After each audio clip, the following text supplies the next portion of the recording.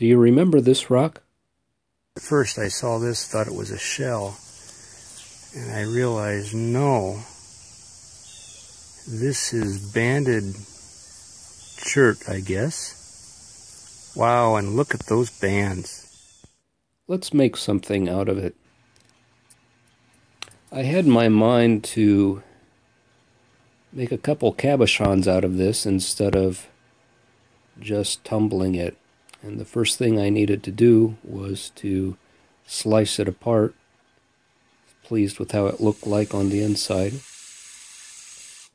So the first step is to grind away at the edges, cleaning up the edges. There's some portions of that slice that will be too thin to make a cabochon out, and some that are maybe undercut, not shaped in a way that would work good to make a cabochon out. So we're just cleaning up the edges here, and after the edges are cleaned up sufficiently, then you begin shaping it into the shape that you want. And in my case, I'm going to make just simple ovals out of these pieces, and it takes a lot of grinding to get to this point, but we get there. Occasionally I grind off the back edge just a little bit to prevent the chipping from chipping, and you can see it's still pretty thick there, and you can also see that I grind at a slight angle, not perfectly perpendicular to what will be the back of the cabochon. And after I get the initial shape, then I can start working on forming that kind of the upper shape of the cabochon once I got the outside. So you can see here that starting to look like it should on the top side. I've still got some blemishes there. You can get an idea of the profile of the piece. Still got a long ways to go, but it's looking a lot better than what it did.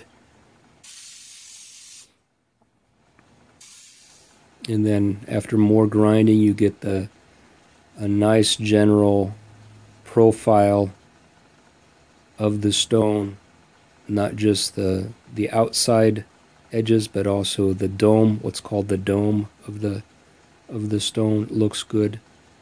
And at this point, what I do is I will put them on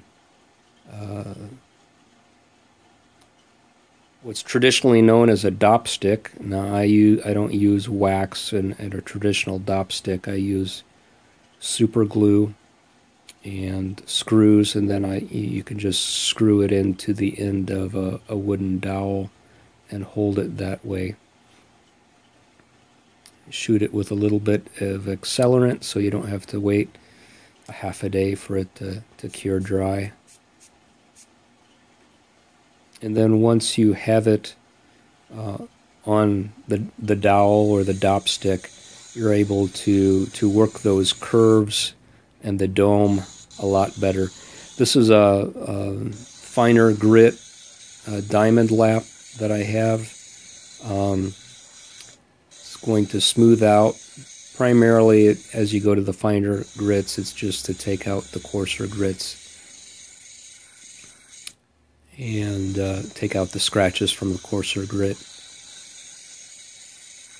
And so here's a lap that some people would probably consider archaic and old, but it came with the equipment, and so I thought I'd use it. It's just a wooden kind of concave lap that I use to grind out any of the facets from the previous grinding. And it's really simple. You get it wet, you sprinkle on the finest tumbling grit you have, and then the curved edges allow you to work the edges of the stone, the edges of the cabochon. Then once I'm satisfied with the look after that, I go to, this is just a piece of wet dry sandpaper that I have mounted on a flat piece of foam rubber, and that is on another just plywood or wooden lap, and this gives it a pre-polish. And of course then the last step is with a felt pad charged with cerium oxide, and you work it around until you're pleased. Each step you work the steps around until you're pleased with the finish that you have before you move on. And then to remove the screw, you just heat it. The super glue melts enough that you can take it off, scratch off the back of the stone, the remaining glue with a razor blade, and there you go. So I'm my own worst critic, and I see the blemishes in there that maybe I might, in the course of time, refine my techniques, but not too bad for the equipment that I inherited, and I'll continue modifying and adjusting my methods in the course of time. But pleased with the outcome. There's a couple cracks in these that would have likely stayed in them had it been a tumbled stone and not a cabochon. But overall, I'm pleased with how they turned out. So I've got a number of other projects that I'm cabochoning, making cabochons out of, and I probably won't step you through the whole process again, but I may show you in future videos the before and after pictures. So thanks so much for watching, and I'll catch you the next time.